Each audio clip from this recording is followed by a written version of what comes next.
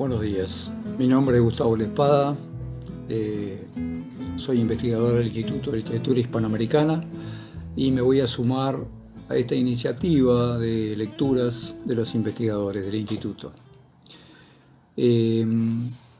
Voy a leer algo de Rulfo y antes quería comentar que, que mucho se ha hablado del laconismo rulfiano, de esta forma austera y casi hermética de narrar, que en realidad proviene de una forma de tomar la oralidad. En el caso de Rulfo, la oralidad de las formas orales de la zona donde él vivió, donde él se crió, que es Jalisco. Pero por supuesto que este registro no es que le salió espontáneamente por una tendencia a la oralidad, sino que es un procedimiento muy elaborado para que justamente se parezca al habla popular. El propio Rulfo lo expresó así: quería no hablar como se escribe, sino escribir como se habla. Esta concisión y parquedad es propio de un trabajo muy grande con el lenguaje para lograr un procedimiento que diera la ilusión o que se pareciera al habla, ¿no? Se ha hablado de referencias intertextuales que apuntan a Faulkner por el perspectivismo, a los nórdicos como Hamsun, que el propio Rulfo dijo muchas veces que admiraba, o al ruso Andreyev. A mí me gusta más pensar en un antecedente latinoamericano, como el Graciliano Ramos de Vidas Secas, ¿no? Que es una novela de 1938, no solo por la temática, sino también por esa forma despojada, cruda, concisa de narrar, y que en eso también se asemeja a la oralidad, porque en ese clima tórrido se habla poco para no resecar la boca y la garganta. Voy a leer una parte del cuento La Cuesta de las Comadres. Igual quería agregar que no solo se trata de esto de lo mínimo, no solo hay austeridad y hermetismo en la narrativa de Rulfo, que esa pobreza también se expande a veces, también muestra su costado irónico, sensible, para describir ese entorno y esos personajes en medio de esa realidad inhóspita de una manera minuciosa y hiperbólica, ¿no? Voy a leerles la última parte del cuento, La Cuesta de las Comadres. A Remigio Torrico yo lo maté. Ya para entonces quedaba poca gente entre los ranchos. Primero se habían ido de uno en uno, pero los últimos casi se fueron en manada. Ganaron y se fueron, aprovechando la llegada de las heladas. En años pasados llegaron las heladas y acabaron con las siembras en una sola noche. Y este año también. Por eso se fueron. Creyeron seguramente que al año siguiente sería lo mismo, y parece que ya no se sintieron con ganas de seguir soportando las calamidades del tiempo todos los años y la calamidad de los Torrijos todo el tiempo. Así que cuando yo maté a Remigio Torrico, ya estaban bien vacías de gente la Cuesta de las Comadres y las lomas de los alrededores. Esto sucedió como en octubre. Me acuerdo que había una luna muy grande y muy llena de luz, porque yo me sentía afuerita de mi casa a remendar un costal todo agujereado, aprovechando la buena luz de la luna cuando llegó el Torrico. Ha de haber andado borracho. Se me puso enfrente y se bamboleaba de un lado para otro, tapándome y destapándome la luz que yo necesitaba de la luna. Ir ladereando no es bueno, me dijo después de mucho rato. A mí me gustan las cosas derechas, y si a ti no te gustan, ahí se te haiga, porque yo he venido aquí a enderezarla. Yo seguí remendando mi costal. Tenía puestos todos mis ojos en coser los agujeros, y la aguja de arria trabajaba muy bien cuando alumbraba la luz de la luna. Seguro que por eso creyó que yo no me preocupaba de lo que decía. A ti te estoy hablando, me gritó, ahora sí ya corajudo. Bien sabes a lo que he venido. Me espanté un poco cuando se me acercó y me gritó aquello casi a boca de jarro.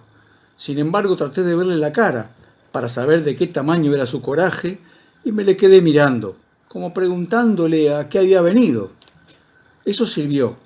Ya más calmado se soltó.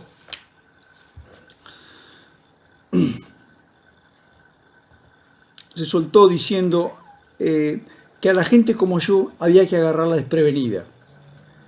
Se me seca la boca al estarte hablando después de lo que hiciste, me dijo.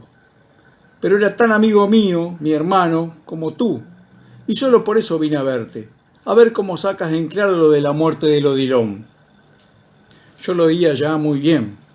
Dejé a un lado el costal y me quedé oyéndolo sin hacer otra cosa. Supe cómo me echaba a mí la culpa de haber matado a su hermano, pero no había sido yo. Me acordaba quién había sido, y yo se lo hubiera dicho, aunque parecía que él no me dejaría lugar para platicarle cómo estaban las cosas. Odilon y yo llegamos a pelearnos muchas veces, siguió diciéndome. Era algo duro de entendederas, y le gustaba encararse con todos, pero no pasaba de allí.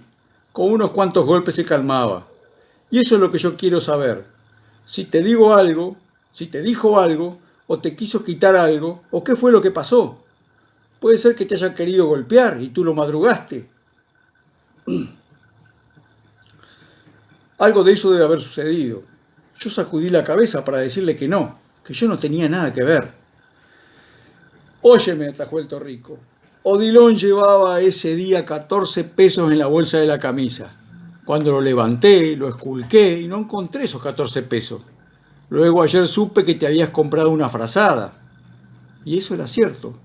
Yo me había comprado una frazada. Vi que se venía muy deprisa los fríos y el gabán que yo tenía estaba ya todito hecho garra. Por eso fui a Zapotlán a conseguir una frazada. Pero para eso había vendido un par de chivos que tenía. No fue con los 14 pesos de Odilon con lo que lo compré. Él podía ver que si el costal se había llenado de agujeros, se debió a que tuve que llevarme al chivito chiquito allí metido, porque todavía no podía caminar como yo quería. Sábete de una vez por todas que pienso pagarme lo que le hicieron a Odilon. Sea quien sea el que lo mató. Y yo sé quién fue. Oí que me decía casi encima de mi cabeza. ¿De modo que fui yo?, le pregunté. ¿Y quién más? Odilon y yo éramos sinvergüenza y lo que tú quieras. Y no digo que no llegamos a matar a nadie, pero nunca lo hicimos por tan poco. Eso sí te lo digo a ti. La luna grande de octubre pegaba de lleno sobre el corral y mandaba hasta la pared de mi casa la sombra larga de Remigio. Lo vi que se movía en dirección a un tejocote y que agarraba el guango que yo siempre tenía recargado allí. Luego vi que regresaba con el guango en la mano. Pero al quitarse el de enfrente, la luz de la luna hizo brillar la aguja de arria que yo había clavado en el costal.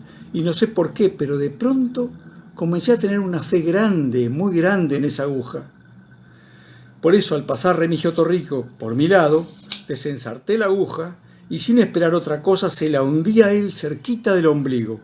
Se la hundí hasta donde le cupo y allí la dejé.